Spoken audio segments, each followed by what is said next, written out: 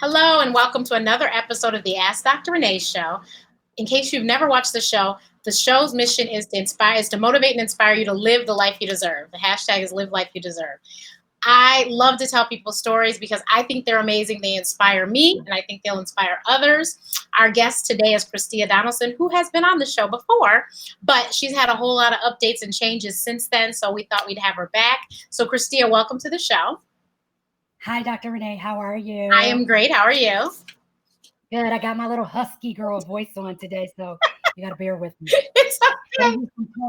It's okay. Exactly. At least you're talking. So, Christia, let's start where we left off. So, when we left off, that was the week that you were launching in Target. Okay. So, wow. Right. 5 years. That was 5 years ago.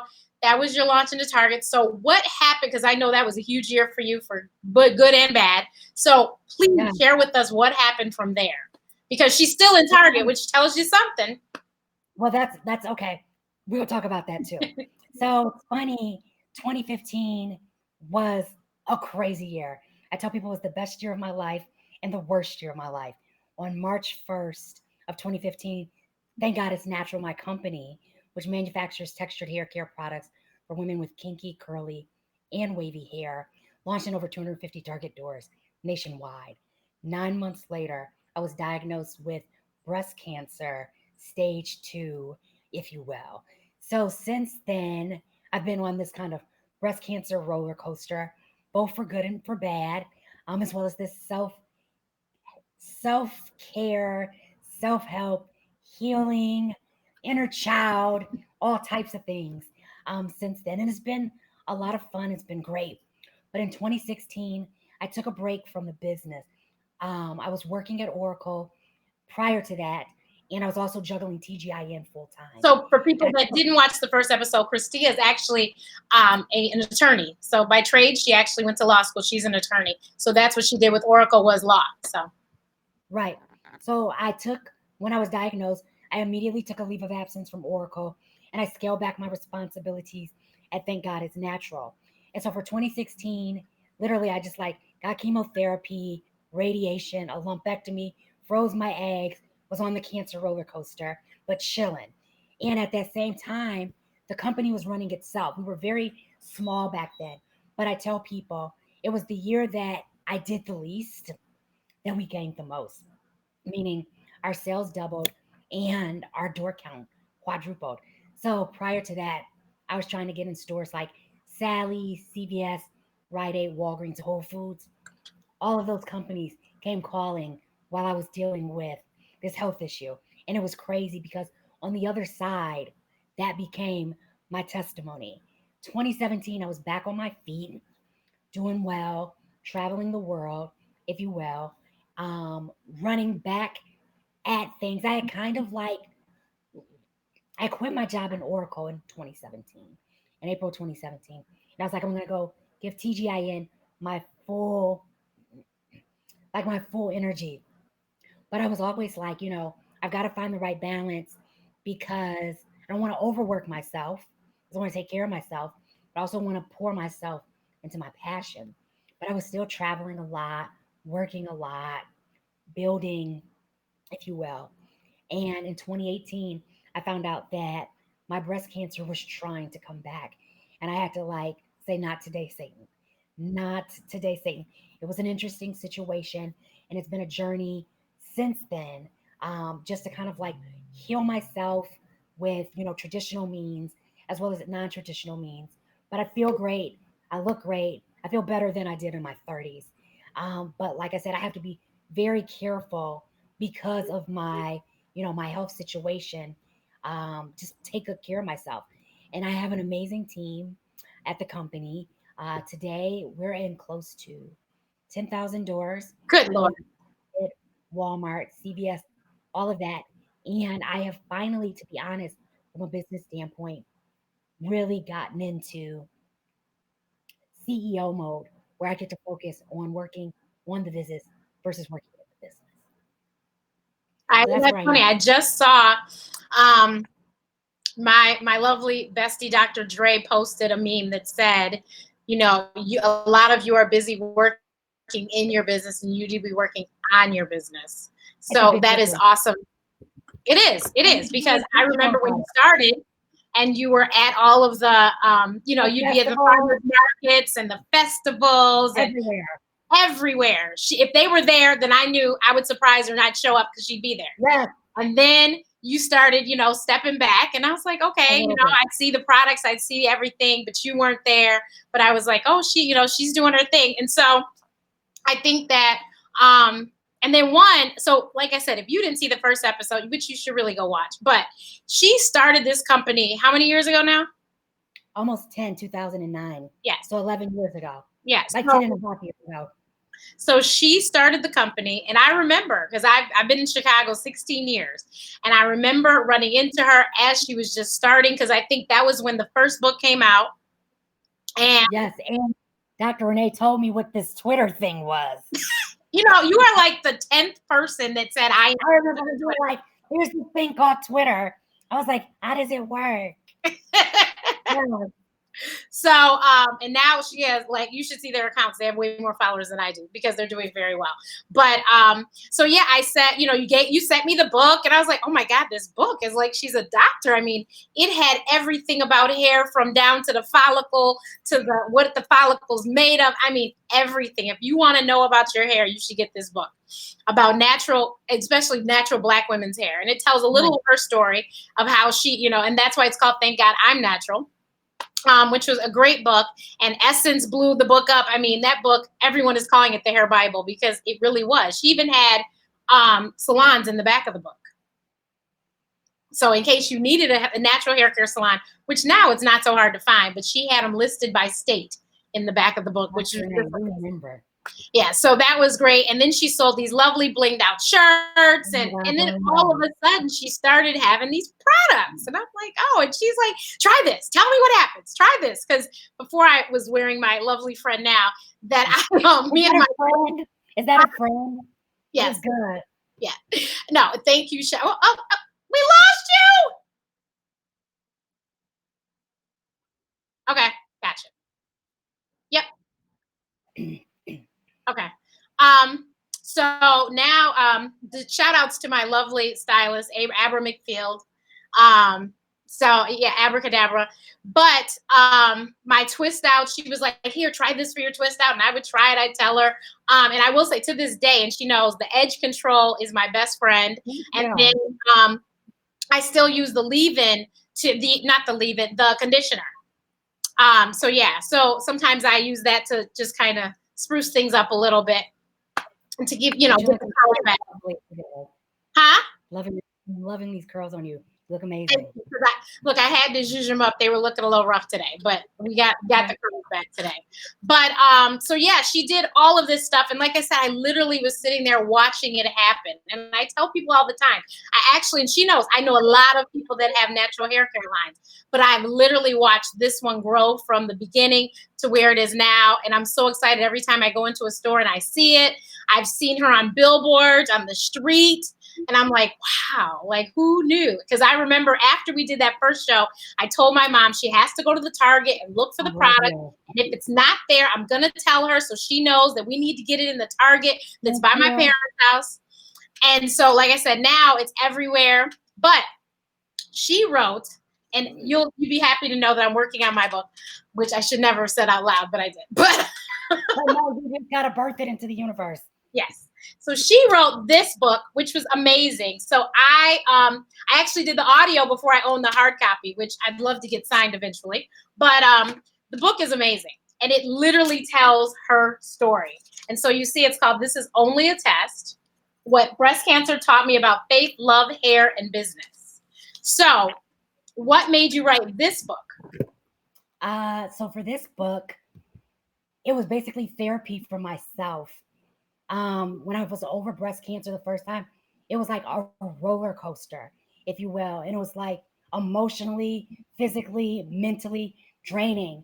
And because in the past, like most Black women, and maybe all women, I buried so much of my hurt and pain. I was like, let me just pour this into this work or whatever for me. So I have a memory of what I went through. And that's what it was. It was supposed to be like not a memoir for other people. It was supposed to be a memoir of my own experience and how God worked in my life, so that if I was ever to go through anything else again or anything as tragic as this again, that I would have a reference point to the miracles that God was capable of working.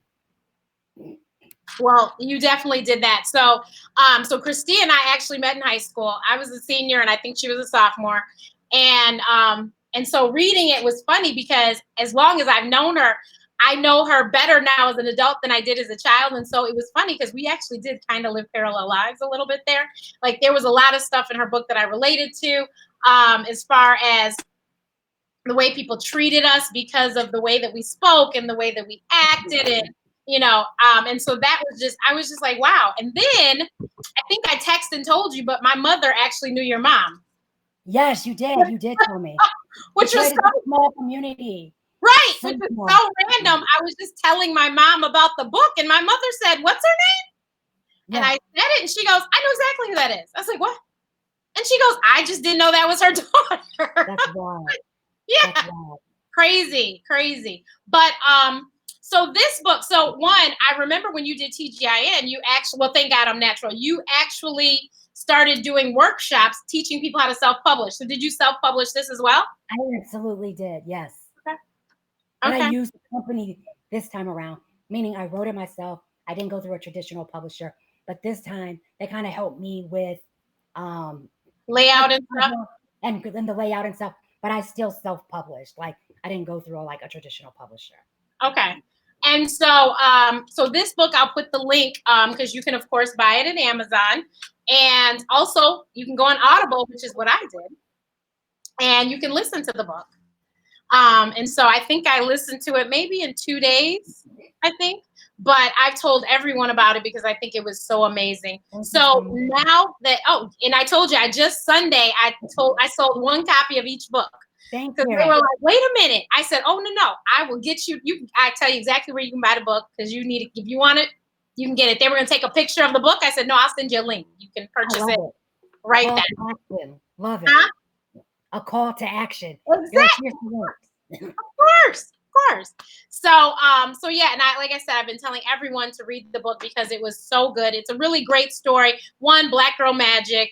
Two, to show how people don't understand you can pivot just because because a lot of people think you went to law school, you have to be a lawyer for the rest of your days. And that's just not true. Just like me with med school. People are like, well, you have to. No, I don't have to work in a hospital and I don't have to be a doctor, and that doesn't have to be the only thing I do. And like I said, for her to be a lawyer, and she probably could tell me more about my hair than I could. And I mean, I'm talking about the science of it as if she was sitting next to me in the class, and she's a lawyer, but she knows hair and she knows it down to the science. So I was telling the same person about some of the great work you've done with your nonprofit. So can you talk about that, what you're doing with the waiting rooms and stuff? Absolutely. So the TGIM Foundation was an organization that I founded after dealing with breast cancer, because when I was diagnosed at a community hospital on the south side of Chicago. And if anyone is from Chicago, they know Chicago is very segregated, meaning the north side is traditionally where white people live. The south side is where Black people live. And you have Black people of all economic incomes on the south side. But sometimes that translates because of race into the services and quality of services that they receive. So I was diagnosed at this community hospital, which is where they service like uninsured and underinsured women. And when I got my results, I was like, I got to get up out of here and go to Northwestern, which is like the best hospital, not only in the city of Chicago, but in the state of Illinois when it came to cancer treatment. And as I was going through treatment, I had this sense of guilt of why is it that I was able to make it out of the hood and other sisters and brothers didn't have these same options. Not only is it a matter of maybe it was insurance, but maybe it was childcare. Maybe it was the cost of parking. To go to Northwestern every day, it's $12 a day. And if you have to go to chemo 8 times, doctor's appointments, radiation 33 days in a row, a lumpectomy, freeze your eggs, that's $1,000 in expenses that you weren't expecting. So that is why I started the foundation. And today our work, we're small, we're nimble, we're grassroots, but we're growing. We're doing a lot to tackle the issue around health disparities in the city of Chicago. by going into those communities versus and talking to sisters about not only their health from a breast standpoint, but from a stress standpoint. And I, no pun intended, I want to stress that stress is also a killer, especially in communities where you have issues related to, like, socioeconomic issues. Maybe they don't have a car, maybe they don't have childcare, maybe they don't have reliable jobs, on top of just being poor and black in America. It's a lot to deal with. And so what we're doing with the waiting room project is we're trying to reach out to hospitals in these communities. We thought it was going to be a lot easier. Like, we got the money, we want to help, but there's a lot of politics, as you know, in the medical system, and you want to give it to a hospital where you know it's going to be used and that it's going to be done right. And why we wanted to renovate a waiting room or waiting rooms is because that makes a difference when you're getting treatment in terms of how you feel about your experience, your prognosis, and your chances. I thought it was going to be so much easier to get it done. And it's not like we're not getting it done because we don't want to get it done. We're not getting it done because politics or people have already renovated, or I just don't have a good feeling about this hospital, or you know what I'm saying? Like, it's got to be right. Mm-hmm. And so we're working on that, but we're also working on, grassroots outreach, doing events around self-care, doing events around stress, going and talking to the sisters and brothers in these low-income communities about these issues, as well as, black women, professional women as well, and shining a light on how breast cancer is not an old white lady disease, but that it does have an impact on women under 40 as well. So that's what we're up to. So what we need to also mention is that, one, Christia was diagnosed at 35. Two, she had no family history. And so that's why she talks about stress. She talks about in the book, and I mean, you're probably right. She feels like the stress in her life, her mom died after she graduated high school. She feels like holding that in and not dealing with it properly could have been what brought her the first diagnosis of breast cancer. And then probably the second one might have been work stress even. Right. Or no, let me tell you about the second one. Okay. And you probably can connect on this as a doctor, but maybe you won't. What happens when you have cancer is, maybe if you have it the first time, is you get on this cancer conveyor belt and they give you chemotherapy, give you radiation. It's very early stage. Boom, you go to the cancer factory. You come out with a sheet of paper and a mammogram sheet that says cancer free, right? That's what happened to me the first time. But what did not happen is that doctors and cancer treatment treats the symptoms. They treat the tumor. They don't treat the underlying issue that contributes to why you got sick in the first place. So if I had not dealt with the fact that my mom died and I was holding on to that grief and that emotion, then I'm back to where I was, except I'm cancer free, but I'm still grieving and I haven't done with that. I'm not dealing with the fact that I was stressed out, or I'm not dealing with the fact that I had a hard time forgiving people and I would hold on to grudges. And that type of stuff builds up in your body. It's toxic, it's acidic, and it can kill you. And I had to learn the second time to let a lot of things go. And the only person that could do that was me. My doctors couldn't do it for me. I had to do it for myself. I just had this discussion with someone. So the 4 agreements, if no one's ever read them, one of them is do not take it personally. Okay. So you can't hold on to stuff because it's not going to do anything to the other person, because I bet you 5 times out of 10, they probably aren't even thinking about you, while you already got all this built up, you know what I mean? All this built up angst and anger. They're not even worried about you, but that is eating you alive. Yes. So you really do have to relax, relate, release. And I'm telling you, I'm really excited. I read something today that said that the new thing is to say, I told my therapist told me that's the new thing. And I'm like, that's great. I'm glad that people are openly talking about it, because you need to go to therapy. You need to seek a professional. Yes, the pastor and the priest are wonderful people, but they're not qualified. You need to see a qualified professional, whether it be a psychologist, a therapist, a counselor, or a psychiatrist. Dr. Renee, you got to see somebody. You don't think you can go. Yes, consistently. Years where I go drive through like it's McDonald's and come back 6 months later when it's like I come through in a crisis. Like, can I get like a little bit of therapy for like 2-3 weeks? Okay, I'm fixed. No, right. No. Consistent. You have to be there 2 days a week, 2 days a week, once a month, twice a month, something on a consistent basis. And not only when we're talking about the pastor and priest, your girlfriends are not qualified. They are not certified. They're good for the baby issues, but they can't get to the childhood trauma, y'all. They can't get to the childhood trauma. And we all suffer, to be honest, from childhood trauma. I'm learning that. Doesn't have to be something crazy. Like for me, you know, I came from a very, quote, functional household. Parents were together, loved each other, were in love with each other. But I realized my mom was very successful. I only realized this probably 2 weeks ago. I have abandonment issues because when I was growing up, my mom traveled for work, not a lot.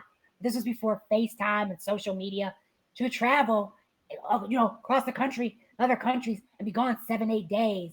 And I just, that feeling, just as a child, it was just unnerving. But I didn't know it bothered me until recently. And so getting to the root of that, dealing with that, and how it shows up 30 years later is important. And your girlfriends are not going to be able to help you with that. That is so true. And so, and I just went to an event, All-Star Week, with Silence the Shame, which is Silence the Shame Against Mental Health. And they had a panel at Michelle Clark High School with teens on the panel. And one of the teens said she was feeling horribly. And thankfully, she spoke to her mother about it. And her mother went and sought to get her help. Rather than say, oh, you're crazy or anything else, she went and found the girl help, and she's doing great. She's a senior in high school. She's doing fabulous. And so I think that, so it doesn't matter what age you are. You need to tell somebody something can be done about it. And we, you know, there's people out there that can help you. And it's at all, it doesn't matter what insurance you have or don't have, there is a way to get help. There's all sorts of hotlines, free hotlines. There's, you know, even at your job, they have these programs set up where they can contact, where you can contact someone to talk to. So definitely make sure you go and get help. So, so you are doing, what is it you're doing? What are the conversations called that you do with the book? We're doing self-care. Can you hear me, Dr. Renee? Self-care. We're good. Yes. Okay. So in person, online, with different book clubs, corporations, because even though self-care is this big buzz word, if you will, I think a lot of people really need not a blueprint, but like specific examples of what that really could look like and how to create their own tailored self-care experience. Because a lot of people, you know, 3 to 4 years ago, everyone was grinding, everyone was team no sleep, everyone was empire building. And it's like, we really got to take care of ourselves. Like, what good is it if you have millions of dollars in the bank and like your health is gone? And so self-care is really important. And it's funny because, you know, in the book, I talk a lot about my mom, but my grandmother was way ahead of her time, even though she was a housewife. She always preached the importance of loving and taking care of yourself. Like some of the affirmations I listened today on YouTube by Louise Hay. I'm like, my grandma was listening to these tapes in the 80s and the 90s, talking about like, I love myself, like, you know, everything is working together for my good. Like anything that's happening right now is happening in my favor. I'm safe, I'm protected. This is all, it takes work. Being and living in your body takes work, and we're ignoring our bodies most days.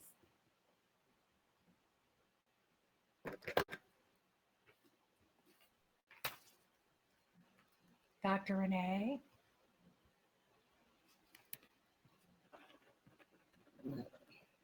Definitely. So I will have the information in the box below But please make sure that you, the information, it'll be everywhere. But make sure you go check out the book and definitely get in touch with them if you would like to have a self. She said they will do them Skype if you're a book club and she's not able to get there. And then, of course, they do them in person. So those are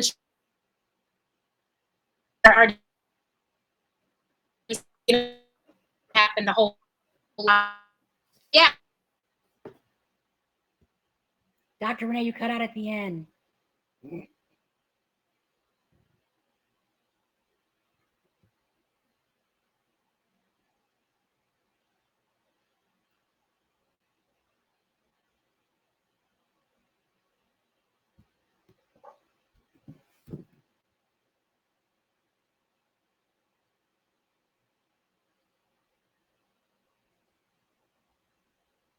Okay, I don't know what happened. Okay, you cut out at the end. Finished though, but yeah, check out the book and check out the products. They're in Target, Walmart, Walgreens, CVS, Rite Aid, Everywhere. Trying to be everywhere. You can of course go on her website. I believe I've seen them on Amazon too. So just everywhere. And she's got not only hair products, but she has skin products too. So you might want, if you're not into, you don't have curly hair, then you might want to check out the skin products. She's got great soaps, even the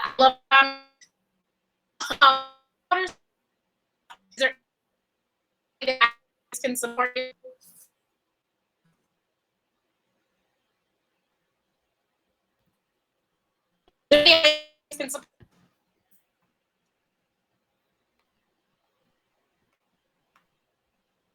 Can you? It's still breaking up a little bit.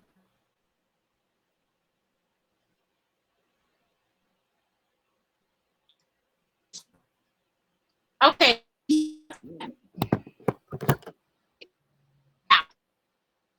We can.